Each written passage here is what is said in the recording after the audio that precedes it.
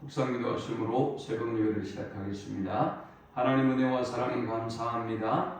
간밤에도 주님의 품에 우리를 편히 하시고 새날을 주셔서 예배케 하신 은혜에 감사합니다.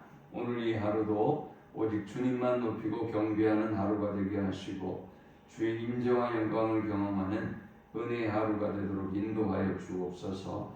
우리가 가지고 온 모든 인생의 짐과 문제들은 주께서 담당해 주시고 혼란스러운 세상 속에 세상이 줄 수 없는 참된 평강과 안식을 누리는 복된 하루가 되도록 인도해 주옵소서. 오늘도 주의 지팡이와 막대기로 우리의 발걸음을 인도하시고 세밀히 지켜주실 줄 믿습니다. 예수님의 이름으로 기도합니다. 아멘. 찬송 401장 드리겠습니다. 주의 곁에 있을 때 마음이 든든하오니 주여 내가 살 동안 인도하여 주소서. 주여 주여 나를 인도하소서. 바른 세상 살 동안 주여 인도하소서.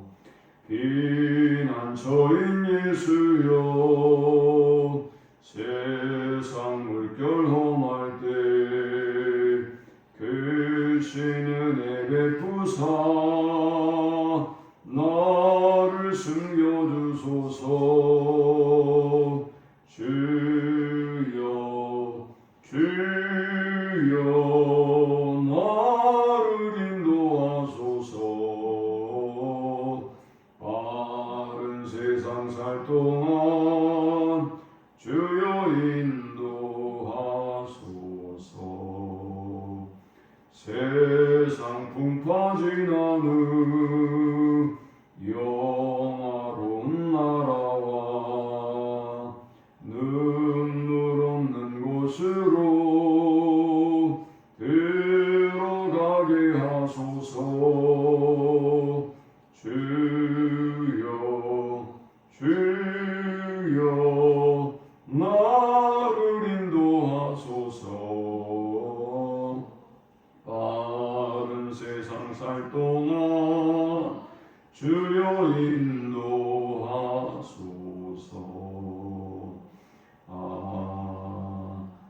아멘. 오늘 이 시간에 주시는 살아계신 하나님의 말씀은 신약성경 누가복음 3장 7절에서 20절의 말씀입니다. 요한이 세례받으러 나오는 무리에게 이르되 독사의 자식들아 누가 너희에게 일러 장차 올 진노를 피하라 하더냐. 그러므로 회개에 합당한 열매를 맺고 속으로 아브라함이 우리 조상이라 말하지 말라. 내가 너희에게 이르노니 하나님이 능히 이 돌들로도 아브라함의 자손이 되게 하시리라. 이미 도끼가 나무 뿌리에 모였으니 좋은 열매 맺지 아니하는 나무마다 찢겨 불에 던져지리라. 무리가 물어 이르되 그러면 우리가 무엇을 하리까? 대답하여 이르되 옷 두 벌 있는 자는 옷 없는 자에게 나눠줄 것이요 먹을 것이 있는 자도 그렇게 할 것이니라 하고 세리들도 세례를 받고자 하여 와서 이르되 선생이여 우리는 무엇을 하리이까 하니 이르되 부과된 것 외에는 거두지 말라 하고 군인들도 물어 이르되 우리는 무엇을 하리이까 하니 이르되 사람에게서 강탈하지 말며 거짓으로 고발하지 말고 받는 급료를 족한 줄로 알라 하니라. 백성들이 바라고 기다림으로 모든 사람들이 요한을 그리스도신가 심중에 생각하니 요한이 모든 사람에게 대답하여 이르되 나는 물론 너희에게 세례를 베풀거니와 나보다 능력이 많으신 이가 오시나니 나는 그의 신발끈을 풀기도 감당하지 못하겠노라. 그는 성령과 불로 너희에게 세례를 베푸실 것이요 손에 키를 들고 자기의 타작마당을 정하게 하사 알곡은 모아 곡간에 들이고 쭉정이는 꺼지지 않는 불에 태우시리라. 또 그 밖에 여러 가지로 권하여 백성에게 좋은 소식을 전하였으나 분봉왕 헤롯은 그의 동생의 아내 헤로디아의 일과 또 자기가 행한 모든 악한 일로 말미암아 요한에게 책망을 받고 그 위에 한 가지 악을 더하여 요한을 옥에 가두니라. 아멘. 세례 요한은 그가 누구인지를 분명히 알았고 그가 가야 할 길이, 그가 해야 할 일이 무엇인가를 분명히 알았습니다. 그는 주의 길을 준비하고 주의 길을 곱게 하라는 말씀대로 골짜기를 메우고 또 모든 산과 작은 산을 낮게 하고 그리고 굽은 것은 곱게 하는 일, 험한 길을 평탄하게 하는 일을 위하여 헌신하기 시작합니다. 세례 요한이 사역을 시작하면서 3장 3절에 보여주었듯 회개의 세례를 선포했기 때문에 당시에 세례 요한으로부터 하나님의 말씀을 전해드린 그들은 마음에 많은 분함을 가질 수밖에 없었을 것입니다. 본문 7절에 무리에게 그랬는데 이 본문하고 동일한 내용을 담고 있는 마태복음 3장에는 여기 무리를 바리새인과 사두개인들이라고 소개하고 있습니다. 자, 이제 세례 요한이 사역을 시작하면서 사람들이 이 세례 요한에게 세례를 받으러 몰려오기 시작하는데 세례 요한이 바리새인과 사두개인들에게 세례를 베푸는 과정에서 일어나는 일을 중심으로 우리는 세 가지 영적 교훈을 묵상하고 함께 은혜를 나누려고 합니다. 이 본문을 통해서 우리가 얻을 수 있는 첫 번째 영적 교훈은 자신을 의롭게 여기는 교만한 사람은 결코 은혜를 입을 수 없다라는 것입니다. 바리새인과 사두개인들을 향하여 독사의 자식들아 라고 말했습니다. 그리고 그들을 향하여 속으로 아브라함이 우리 조상이라고 말하지 말라. 내가 너희에게 이르노니 하나님이 능히 이 돌들로도 아브라함의 자손이 되게 하시리라 했습니다. 이들은 자신들이 가지고 있는 혈통적인 특권 또 종교적이고 신분적인 이런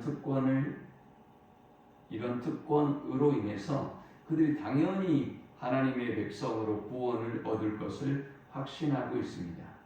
이런 그들을 향하여 세례 요한은 너희가 너희 자신을 의롭게 여기지 말고 너희가 겸손하게 너희 자신을 돌아보고 진정으로 회개의 세례를 받으라 라고 지금 선포하고 있는 것입니다. 자신을 의롭게 여기는 사람들은 교만한 사람들은 하나님의 은혜를 입을 수가 없는 것이지요. 그러므로 날마다 우리 자신을 날마다 겸손히 바라보고 주의 은혜와 긍휼을 구하는 하나님의 백성들 되기를 축원합니다. 두 번째 우리가 이 본문을 통해 얻을 수 있는 영적 교훈은 회개에 합당한 열매를 맺으라라는 것입니다. 이 말씀은 구원에 합당한 삶을 살라는 말씀이죠.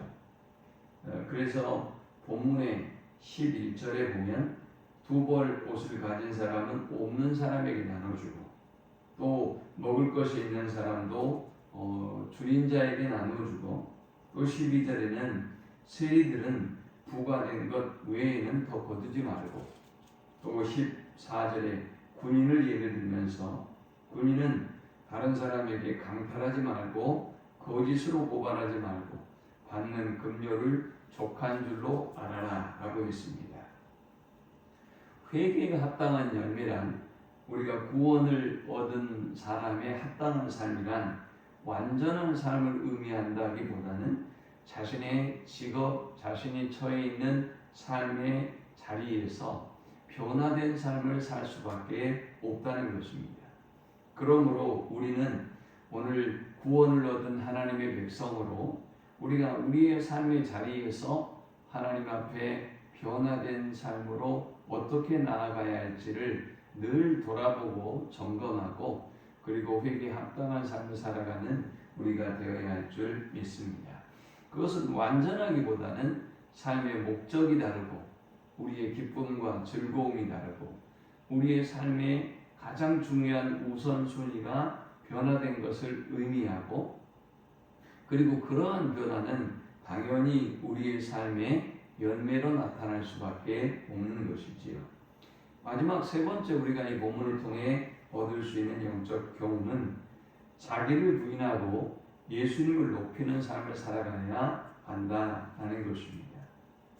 세례 요한을 통해서 많은 사람들이 돌아오게 되었고, 그리고 세례 요한의 자리 자체가 말라기 선지자를 끝으로 하나님의 말씀을 전해주는 사람이 단 한 명도 없었기 때문에 마치 이 광야의 생수처럼 사람들은 세례 요한에게 몰려들었고 세례 요한을 소중하게 여깁니다. 15절에 백성들이 바라고 기다림으로 모든 사람들이 요한을 꼭 그리스도신가 심중에 생각하니 그랬습니다. 백성들은 메시아를 기다렸습니다. 그리고 이 메시아에게서 느낄 수 있는 어떤 그러한 모습들을 세례 요한으로부터 느낀 것이죠. 그들은 이분이 그리스도신가? 라고 그들은 깜짝 놀랐습니다. 그런데 요한은 정작 자신이 누구인가를 분명히 알고 있고 그가 해야 할 일을 분명히 알고 있고 그가 전해야 될 분이 누구인가를 분명히 알고 있습니다. 이것은 사람에게 참 어려운 일이죠. 우리가 동일하게 내 자신의 존재를 알고 내 자신의 사명을 알고 그 사명을 위해서 우리가 일평생 살아간다라고 하는 것은 결코 쉬운 일이 아닙니다. 그런데 세례 요한은 16절에 보니까 너희에게 세례를 베풀거니와 나보다 능력이 많으신 이가 오시나니 나는 그의 신발끈을 풀기도 감당하지 못하겠노라 했습니다. 예수님을 비교해 본다면 물로 세례를 베풀고 있는 자기 자신은 너무나 비천하고 낮은 존재에 불과하다는 것입니다. 예수님은 성령과 불로 그들에게 세례를 베풀 것이었는데 인간의 진정한 거듭남과 구원은 예수님으로부터 임한다는 것이지요. 그리고 17절에는 손에 키를 들고 자기의 가장마당을 정하게 하사 알곡은 모아 곡간에 들이고 쭉정이면 꺼지지 않는 불에 태우시리라 했습니다. 이 예수님은 장차 이 땅의 심판주로 오실 것이다 라고 지금 전하고 있는 것입니다. 세례 요한은 자신의 신분을 분명히 알았습니다. 그리고 자신이 정말 높여야 될 분을 알았습니다. 또 그가 전해야 될 메시지가 분명히 무엇인가를 알았고 그 일에 충성을 다했습니다.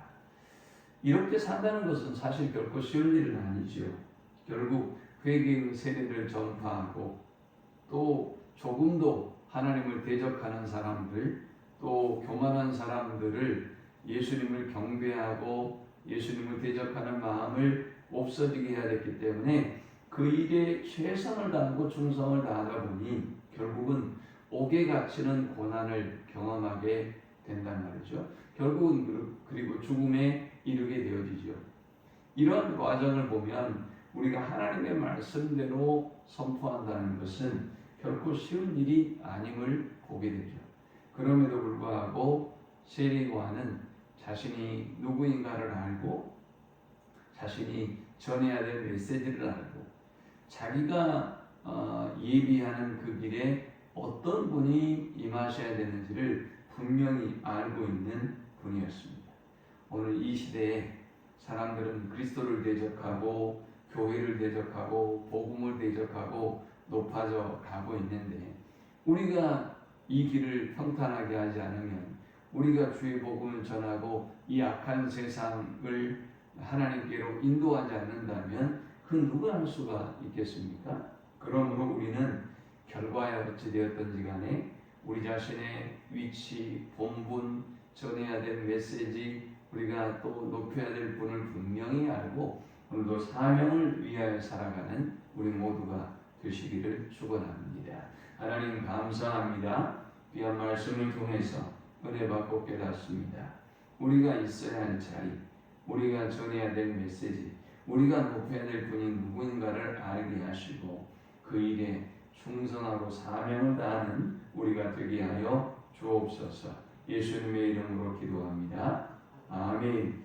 지금은 우리 주 예수 그리스도의 크신 은혜와 성부 하나님의 극진한 사랑과 성령의 인도 보교통 충만케 하시니 오직 주님을 위하여 또 그의 나라와 그의 의를 위하여 살아가기를 소망하며 온전히 주님만 높이기를 소망하는 모든 주의 백성들의 머리 위에 이제로부터 영원토록 함께 있을지어다. 아멘.